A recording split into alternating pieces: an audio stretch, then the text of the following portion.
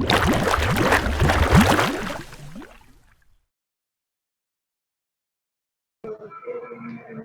Assalamualaikum warahmatullahi wabarakatuh.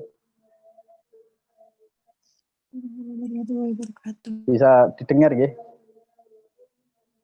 Jadi, kalau visual saya rasa tidak terlalu penting, yang penting suaranya.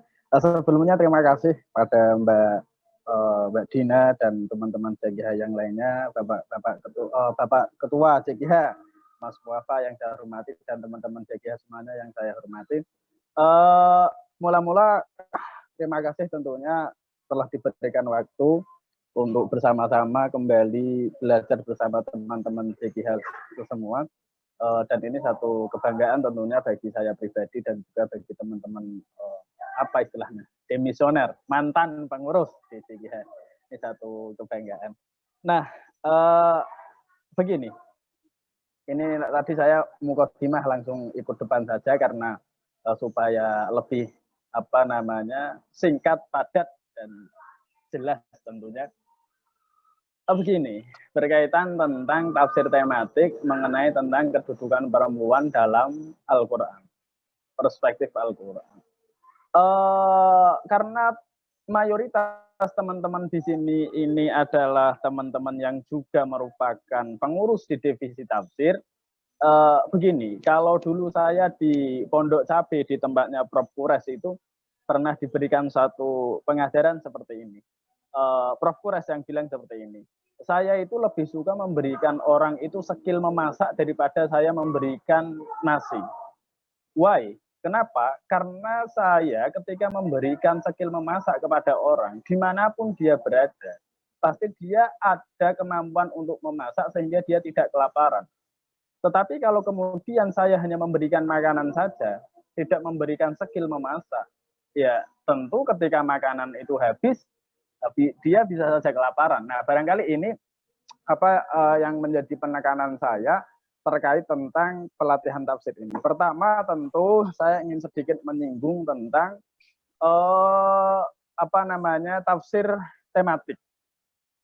Dalam studi ulumul Quran, baik itu di dalam beberapa kitab-kitab klasik, studi ilmu kajian tafsir tematik ini memang dikenal sebagai kajian ilmu tafsir yang baru. Artinya di dalam masa-masa klasik memang ini belum ditemukan secara terkonsep dengan jelas mengenai tentang tafsir tematik. Tetapi kemudian seiring dengan perkembangan ilmu, khususnya ilmu Al-Quran, pendekatan tafsir ini menjadi bermacam-macam. Salah satunya adalah pendekatan tafsir yang menggunakan tema-tema tertentu. Yang kita kenal dalam ulumul Quran adalah tafsir maudhu'i atau tafsir tematik. Maknanya adalah kita mencari tema-tema tertentu yang kemudian kita mencoba menguraikan makna tersebut dengan pendekatan Al-Quran, dengan pendekatan tafsir dan lain sebagainya. Nah, mengenai tentang tafsir tematik itu sendiri, saya tadi sudah menjelaskan bahwa kata lain daripada tafsir tematik itu adalah tafsir maudhu'i. Tafsir tematik ini setidaknya dibagi atas 4 kategori. Yang pertama, tematik surah. Tematik surah ini berarti kita mengkaji satu surah tertentu secara utuh dan kita cari makna verbalnya apa, mana umum dari surat itu apa. Nah, kemudian kita kaji dengan pendekatan tematik. Contoh misalkan di dalam Quran surah Al-Ma'un secara garis besarnya adalah makna di dalam Quran surah Al-Ma'un adalah perintah bagi manusia untuk mensedekahkan sedikit makanannya kepada sesama. Sehingga dari garis besar ini, yakni kepedulian sosial, kita bisa angkat menjadi sebuah kajian tafsir yang kita kenal dengan tafsir tematik. Tetapi pendekatan yang seperti ini dikenal sebagai pendekatan tafsir tematik surah. Artinya kita menjadikan surah tertentu sebagai objeknya. Dan ini tidak merambah kepada beberapa surat yang lain kalau memang tidak ada kolerasi atau hubungannya. Ini yang pertama. Kemudian yang kedua, juga dikenal dengan istilah thematic term. Thematic term adalah bagaimana kemudian kita mencari satu istilah atau kata tertentu di dalam Al-Quran yang kemudian ingin kita kaji. Sehingga pendekatan yang kita gunakan adalah kita mencoba mencari arti itu, kemudian kita cari juga ayat-ayat yang berkaitan dengan term yang mau kita kaji. Contoh misalkan, fitnah misalkan. Kata fitnah memang disebutkan ada di dalam beberapa Al-Quran. Sehingga kita bisa mengkaji itu misalkan dengan menggunakan judul kajian fitnah di dalam Al-Quran. Nah ini kan satu buah kajian yang menggunakan pendekatan term atau istilah tertentu yang ada di dalam Al-Quran. Sehingga kita nanti ketika sudah menemukan satu tema tertentu, kita kemudian mencari lagi ayat-ayat yang sekira juga berbicara tentang fitnah. Itu yang dikenal sebagai tematik term. Kemudian ada tematik konseptual. Tematik konseptual adalah secara implisit, secara langsung, konsep itu tidak disebutkan di dalam Al-Quran. Tetapi makna substansinya itu ada di dalam Al-Quran. Contoh misalkan seperti ini, berbicara tentang berbicara tentang apa itu istilahnya orang yang memiliki keterbatasan secara fisik, difabel ya, difabel. Secara tegas Al-Quran tidak menyebutkan difabel seperti itu, tidak, tetapi makna yang berkaitan dengan difabel itu banyak sekali. Kita kenal dengan yang namanya al-asom, tuli, buta, dan lain sebagainya. Sehingga ketika kemudian kajian seperti ini, dan kita dibuat konsep, yakni konsep difabel dalam perspektif Al-Quran, ini menjadi satu kajian tafsir tematik yang dikenal sebagai kajian tafsir tematik konseptual yang sudah memiliki konsep-konsep tertentu. Nah, kemudian yang terakhir mengenai tentang klasifikasi atau pembagian daripada tafsir tematik adalah tematik tokoh. Ini mungkin agak aneh karena sebenarnya kan kajian tokoh sudah ada. Tetapi yang dimaksud dengan tematik tokoh adalah kita mencari tokoh-tokoh yang disebutkan di dalam Al-Quran, tokoh-tokoh yang disebutkan di dalam Al-Quran maupun seorang mufasir. Contoh misalkan, konsep dakwah menurut Nabi, konsep dakwah Musa misalkan. Kata Musa kan disebutkan di dalam Al-Quran, dan itu menjadi satu tokoh yang disebut di dalam Al-Quran. Jadi harapannya ketika kemudian kita mengkaji tokoh-tokoh yang disebutkan Al-Quran itu, kita bisa menarik satu kesimpulan dan bisa kita terapkan di dalam kehidupan modern ini. Bagaimana dakwah Musa, bagaimana kemudian misalkan konsep poligaminya Nabi Ibrahim misalkan. Nabi Ibrahim dikenal sebagai orang yang poligami. Makna substansinya bisa kita tarik dan kemudian kita terapkan di era sekarang. Karena bagaimanapun yang namanya Al-Quran itu solihun likuli zamanin wa makanin. Bahwa Al-Quran itu merupakan satu kitab suci yang relevannya itu dijamin oleh Allah dari dulu sampai yaumul qiyamah tentunya. Nah, barangkali itu satu penyampaian sedikit dari saya mengenai tentang klasifikasi tafsir tematik. Nah, tetapi rasanya ini hanya sekedar pembagian saja. Nah, bagaimana kemudian Mas untuk langkah-langkah apa yang kemudian harus kita tempuh ketika kemudian kita mengkaji tafsir tematik itu? Pertama, terlepas dari itu tafsir tematik apapun. Pertama tentu kita menentukan surah ataupun ayat yang ingin kita kaji. Temanya itu. Temanya kita tentukan dulu, misalkan tema tentang wanita. Ya kita berbicara tentang wanita, kita mencari ayat-ayat yang berkaitan dengan wanita. Karena kewanitaan ini terlalu umum dan tafsir tematik ini salah satu cirinya adalah bahwa ia mengangkat isu-isu yang memang sedang booming, katakanlah seperti itu. Sehingga kalau berbicara tentang wanita, tentu berbicara tentang yang umum yang terjadi, yang dialami oleh seorang wanita, misalkan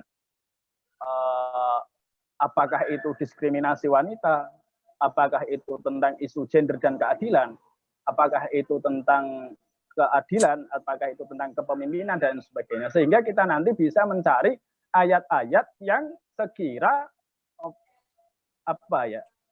menjelaskan tentang kewanitaan tersebut.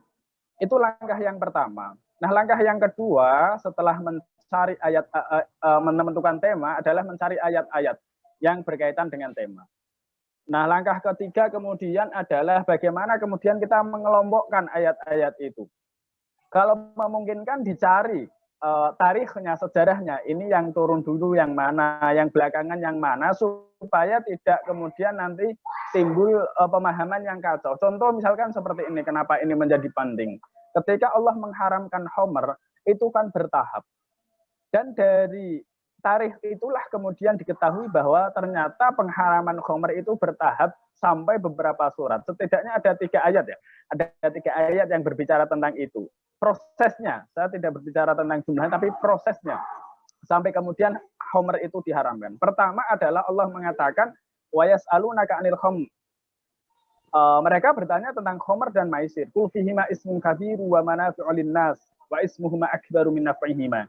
Ketika mereka bertanya tentang khamr, ya katakanlah Muhammad bahwa khamr itu memang satu produk yang memiliki kemanfaatan. Tetapi di sisi lain dia juga memiliki kemadharatan. Tetapi kemadharatan yang ada di dalam khamr itu, minuman keras itu jauh lebih besar daripada kemanfaatannya. Ini pertama, sifatnya belum tegas. Ia hanya mengatakan bahwa di dalam khamr itu ada kemanfaatan, juga ada kemadharatan.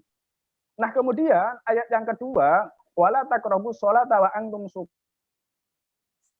hatta ta'lamu ma taqulun. Begini. Ini apa namanya? Meetingnya terbatas, Zoom-nya. Cek. Mbak Ulfa, Zoom-nya ini terbatas waktunya. Aman? Oh ya, saya teruskan ya.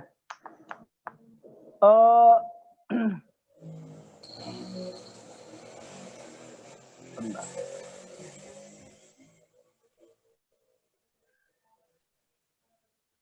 Tentang khamr itu tadi. Nah, yang kedua Allah mengatakan wala taqrabus sholata wa antum sukara hatta ta'lamu ma taqulun. Ketika kamu mabuk karena pengaruh minuman keras, kamu jangan sholat dulu sampai kemudian kamu sadar. Artinya bahwa khamr itu juga belum diharamkan. Nah, baru kemudian ayat-ayat yang selanjutnya Allah dengan tegas mengharamkan khamr. Ini bertahap.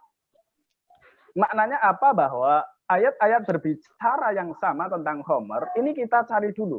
Ini yang awal mula yang turun yang mana, yang perlu kita sampaikan dulu yang mana, sehingga kemudian kita tidak langsung menjustifikasi dengan ayat yang yang sebenarnya itu turunnya akhir.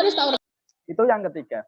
Nah, kemudian yang keempat adalah tentu kita juga harus mencari satu teks-teks pendukung. Dalam hal ini bisa dengan menggunakan hadis-hadis nabawi, bisa dengan menggunakan ayat-ayat yang lain, karena bagaimanapun Al-Qur'anu yufassiru ba'dahu ba'dhan. Al-Qur'an itu saling ada kaitan satu dengan yang lainnya. Yang ketiga tentu dengan menggunakan ungkapannya para mufassir. Nah, barangkali 4 itu ketika kemudian sudah dilakukan dengan benar, saya rasa itu sudah menjadi satu buah produk tafsir tematik yang luar biasa sekali. Oke, saya kira untuk metodologisnya, untuk tafsir tematik, saya rasa itu sebelum kemudian nanti saya menginjak kepada tema yang sebenarnya diberikan oleh Mbak Ulfa kepada kami. Tetapi sebenarnya ini yang saya rasa yang perlu saya tekankan itu tadi, mengenai tentang bagaimana kemudian kita mengetahui tafsir tematik secara metodologisnya. Dan perlu diingat bahwa supaya kemudian tafsir kita ini bagaimanapun tidak kita pungkiri ya, seseorang yang menulis itu tentu ingin mendapatkan pembaca yang banyak tentunya. Nah, supaya kemudian apa yang kita tulis dan apa yang kita sampaikan ini menarik, ya ketika kita mengkaji satu tafsir, ya usahakan, apalagi tafsir tematik, usahakan mencari tema-tema yang dirasa itu update, yang menjadi problem manusia sekarang. Sehingga harapannya selain juga itu nanti dibaca banyak orang, kita juga bisa memberikan sumbangsih gambaran mengenai tentang problem tersebut. Nah, isu yang juga sangat seksi dibicarakan di masyarakat modern dari dulu bahkan sampai sekarang adalah isu tentang kewanitaan.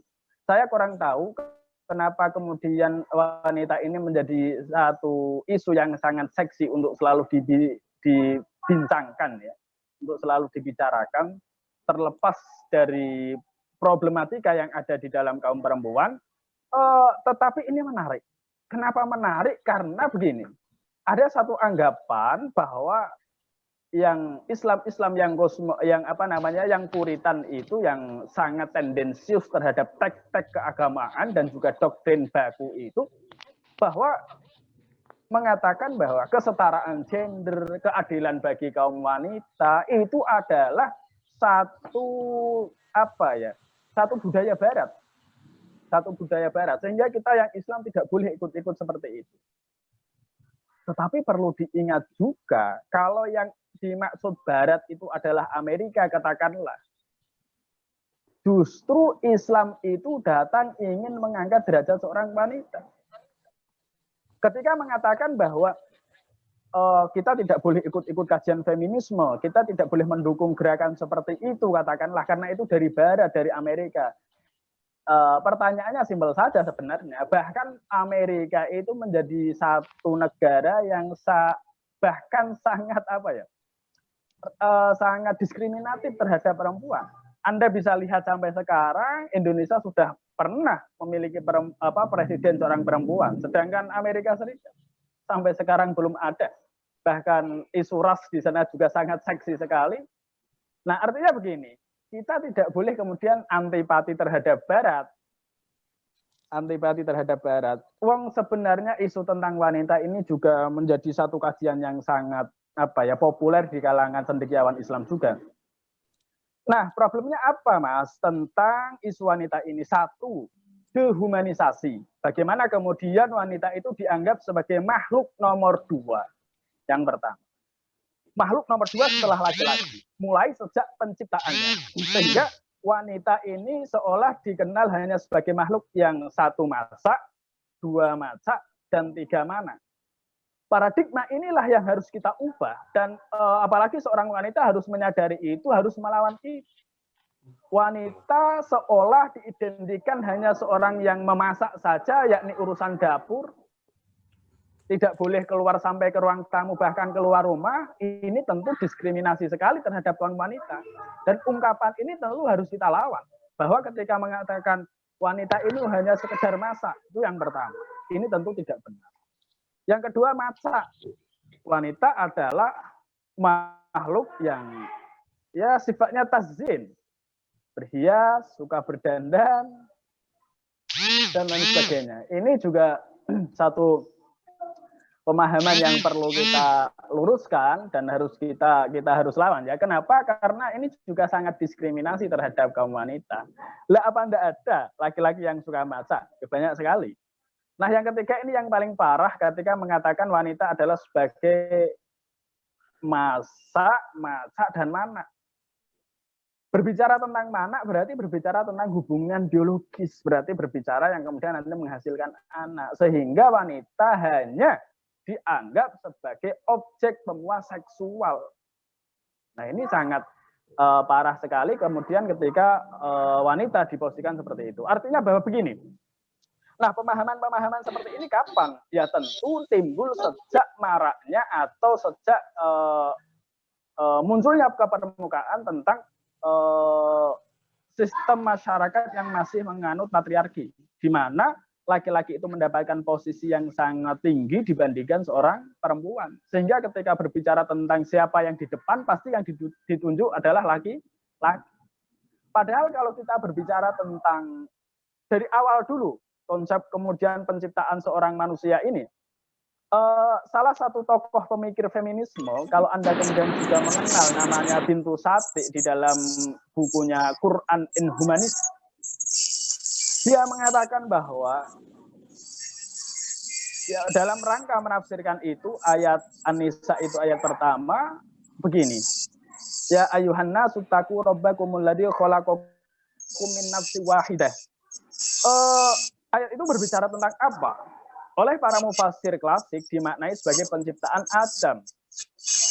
Saya rasa Anda juga sangat familiar tentang cerita ini, bahwa ketika Hawa itu diciptakan, dia diambil dari tulang rusuknya Nabi Adam, dan itu merupakan tulang rusuk yang paling rentan untuk patah, sehingga sifat wanita itu lemah. Nah, apakah itu benar?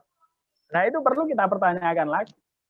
Pertama, inna khalaqnakum, bahwa Allah itu menjadikan manusia min nafsin wahidah, dari satu entitas.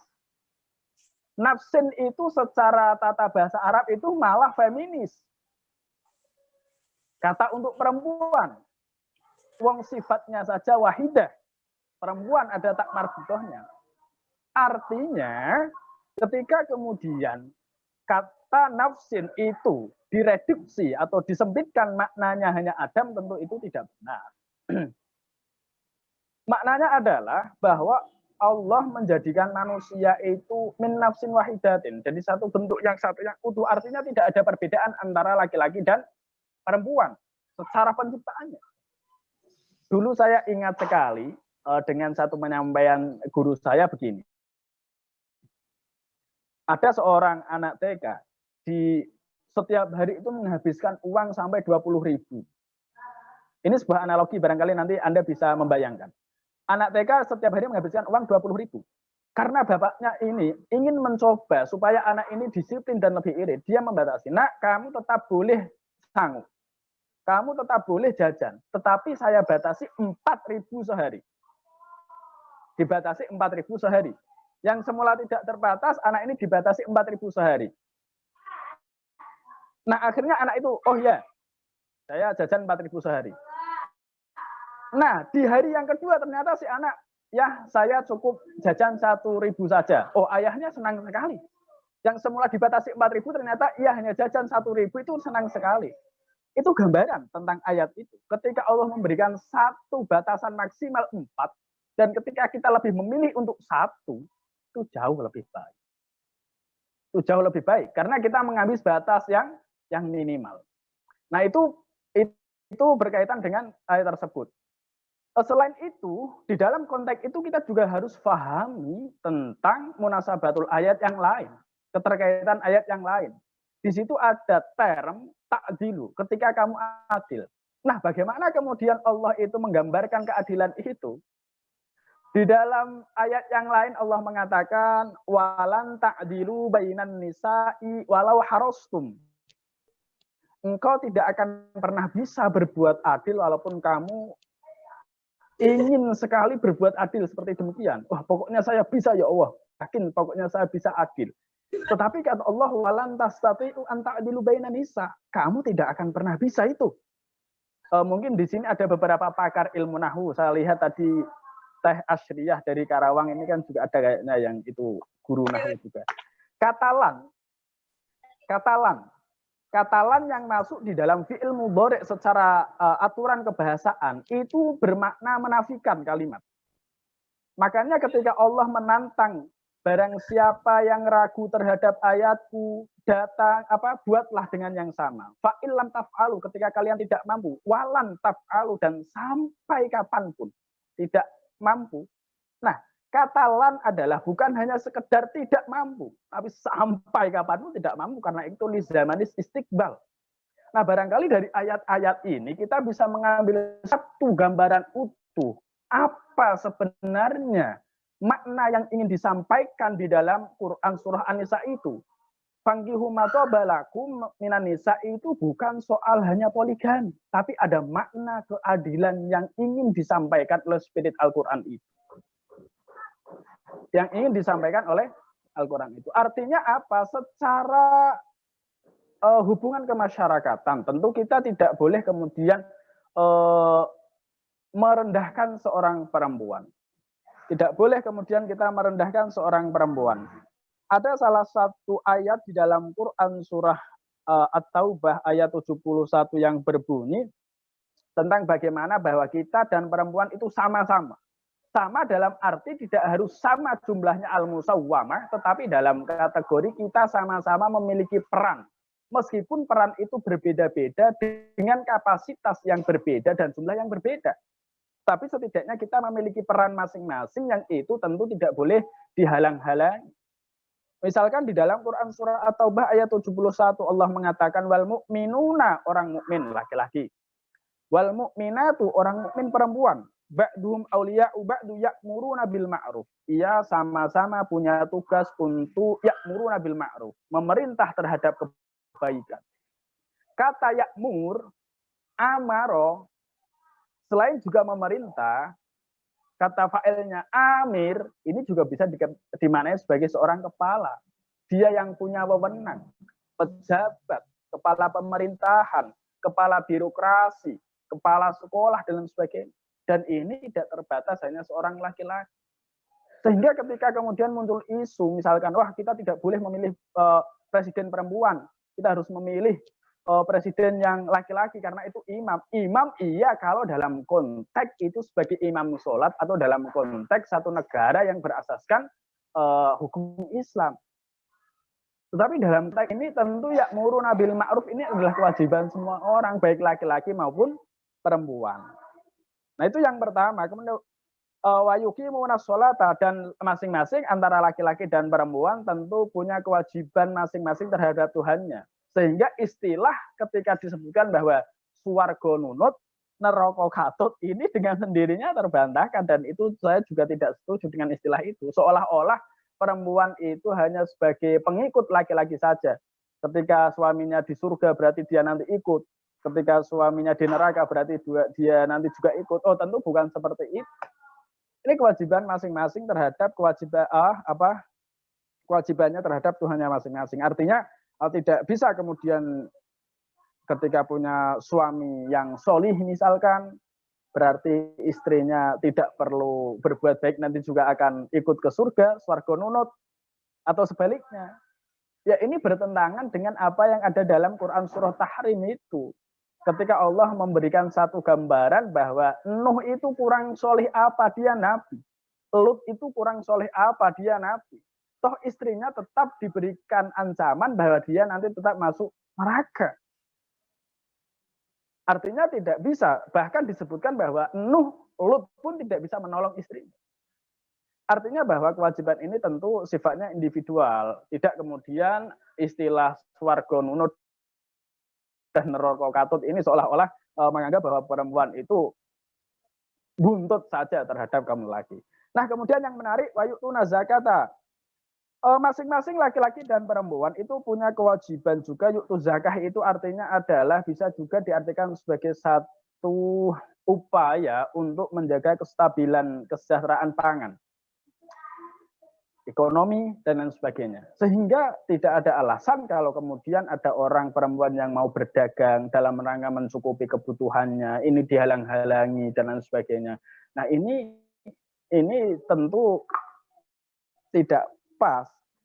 Jadi kalau memang, dan kita kenal di dalam dunia Islam itu banyak sekali perempuan-perempuan yang berdagang seperti Khadijah dan sebagainya, itu kan juga merupakan pedagang-pedagang yang sangat sukses.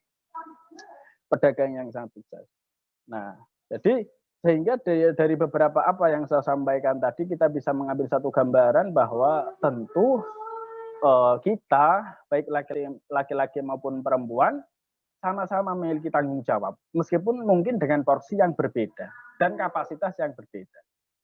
Tetapi pada intinya adalah yang ingin saya sampaikan terakhir adalah ketika kita berbicara tentang keadilan dan kesetaraan, kita harus bedakan dulu antara seks, sifat, dan gender. Ini yang terakhir. Yang pertama seks. Seks itu apa? Seks berarti berbicara tentang hubungan biologis yang nantinya akan menghasilkan anak. Dan ketika menghasilkan anak ini tentu status jenis kelaminnya ini sifatnya kodrati, tidak bisa diubah. Ya laki-laki tetap laki-laki, perempuan tetap perempuan, sehingga tidak bisa kemudian menggunakan dalih, loh saya mau berubah saja menjadi laki-laki. Ini tentang keadilan gender misalkan. Ya tidak juga, karena itu sifatnya kodrati, tidak bisa diubah. Nah kemudian yang kedua tentang sifat. Kenapa ini menjadi penting? Sifat berarti berbicara tentang maskulin dan feminim. Saat ini laki-laki diidentikan dengan sifat yang maskulin, artinya gagah, kuat, berani, sedangkan perempuan diidentikan dengan sifat yang feminim, lemah, lembut, mulai, dan lain sebagainya. Tetapi perlu diingat bahwa ini sifat. Sifat itu ya juga tidak bisa digeneralisir, diberlakukan secara umum. Artinya ketika kemudian nanti ada seorang perempuan yang dihalang-halangi, oh kamu tidak bisa menjadi pemimpin, loh kenapa? Nah kamu seorang perempuan, emosimu belum bisa stabil katakanlah seperti itu, karena kamu makhluk yang lemah dan sebagainya. Nah ini juga tidak benar karena berapa banyak laki-laki yang juga memiliki sifat yang feminim kan, alay lah katakanlah seperti itu. Nah yang terakhir adalah gender. Gender ini berbicara tentang peran, bukan tentang jenis kelamin. Siapapun orangnya dan apapun jenis kelaminnya tentu memiliki peran masing-masing. Barangkali ini yang dapat saya sampaikan dulu karena ini dikejar-kejar sound speaker masjid ini. Nanti barangkali kalau ada pertanyaan bisa disampaikan kalau masih memungkinkan.